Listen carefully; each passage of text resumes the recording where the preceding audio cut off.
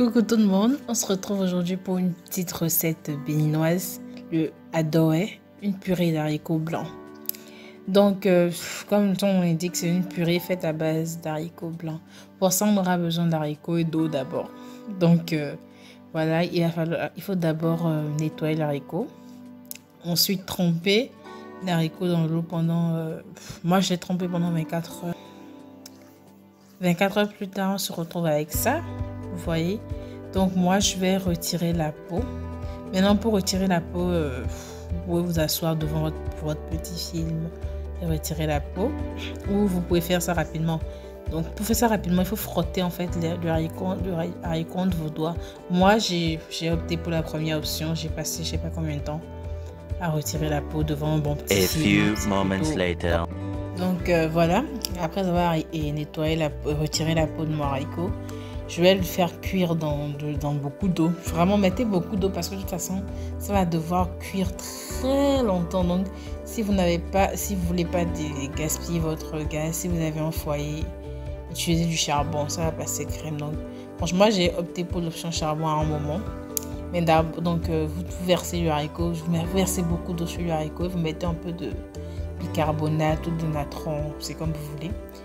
Et vous laissez au feu pendant 2 heures. En tout cas, 2 heures, mais vous surveillez parce que quand il n'y a plus d'eau, vous rajoutez de l'eau. Donc moi, je rajoute l'eau. Ensuite, 2 heures plus tard, 2 heures, 3 heures d'ailleurs, 2 ou 3 heures plus tard en tout cas, le haricot est bien cuit. Je vais épicer mon haricot. Donc moi, comme épice, j'utilise, j'ai pris un petit oignon, 2 ou 3 gousses d'ail, j'ai rajouté tout ce que j'avais comme épices.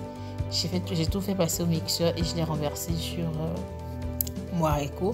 Je vais laisser cuire maintenant avec et laisser vraiment pénétrer. N'oubliez pas de mettre le sel. Hein.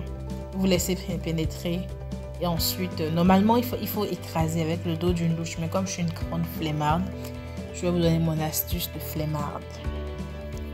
Donc, flemmarde que je suis, moi, j'ai décidé de mixer. Et pour mixer, il faut retirer, vous utilisez les écumoires à trous là, je sais pas comment ça s'appelle. Vous retirez le haricot, de l'eau, vous le mettez dans un bol et vous laissez refroidir. Et comme moi j'avais pas le temps, que je suis une grande impatiente et que je suis pressée, j'ai mis mon haricot dans le frigo, je l'ai laissé au frigo, au congélateur. Au frigo, j'ai laissé quelques minutes, je l'ai sorti du congélateur et hop, au mixeur. Donc après quelques minutes au mixeur, je renverse la purée obtenue dans la casserole avec le liquide qui était dans la casserole. Maintenant je tourne et je laisse le liquide s'évaporer. Vous laissez ça quelques minutes à feu doux. Et ensuite vous aurez une pâte bien épaisse, une purée bien épaisse et vous le servez. Vous le servez dans une assiette comme moi je l'ai fait ici, avec un peu de friture.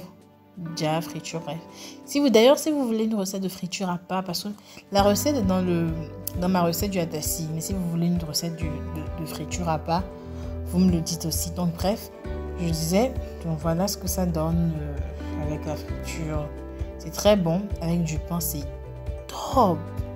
En tout cas, voilà, bon appétit, bisous.